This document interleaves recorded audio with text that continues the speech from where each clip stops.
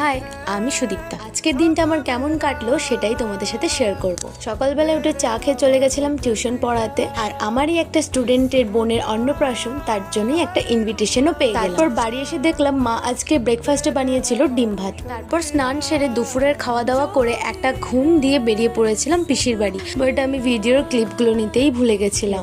আমি এখন পিসির বাড়ি কেন যাচ্ছি আজকে তোমাদের সাথে সেটাই শেয়ার করবো। তোমরা হয়তো আমাকে দেখে বুঝতেই পারছো আজকে আমি কিন্তু অনেকটা হ্যাপি, আর কেন সেটা খুব তাড়াতাড়ি শেয়ার করব। আর যার জন্য আমি এতটা হ্যাপি হয়ে আছি তার জন্য একটা সুন্দর করে ছোট্ট ডেকোরেশন করেছি, কারণ সে যে প্রথমবারের জন্য আসছে আমাদের বাড়িতে। আমি তো খুব এক্সাইটেড, আর সেই সকাল থেকে অপেক্ষা করার পর ফাইনালি আমার মাম্মামকে দেখতে পেলাম। গোটা 6 মাস ধরে তাকে শুধু ভিডিও কলেই দেখেছিলাম, কিন্তু সামনে থেকে যে এতটা কিউট সেটা কখনো ভাবিনি। সেও কিন্তু আমাদেরকে প্রথমবারের জন্য সামনে থেকে দেখছে। আজ শুধু আমার মাম্মাম নয়, তার সাথে সাথে আমাদের সবার প্রিয় রাধারানী, গোপাল সোনা সবাই কিন্তু দিল্লি থেকে আমাদের এখানে এসেছে। আমার ভিডিওতে তোমরা হয়তো গোপাল সোনাদের দেখেছিলে, কিন্তু রাধারানী যেই প্রথমবার এলো আমাদের এখানে। তোমাদের একটু আগেই বললাম না আজ আমি খুব খুশি, শুধুমাত্র এনাদের জন্য। ব্যাস, এবার শুরু হয়ে গেল পিসিমণি আর মাম্মামের খুনসুটি। তারপরে সন্ধ্যাবেলায় খেয়েছিলাম পাঁপড় ভাজা, তার সাথে গরম গরম চা। চলো আজকের মতন এতটুকুই। ব্লগটা ভালো লেগে থাকলে চ্যানেলটাকে সাবস্ক্রাইব করে পাশে থেকো। বাই।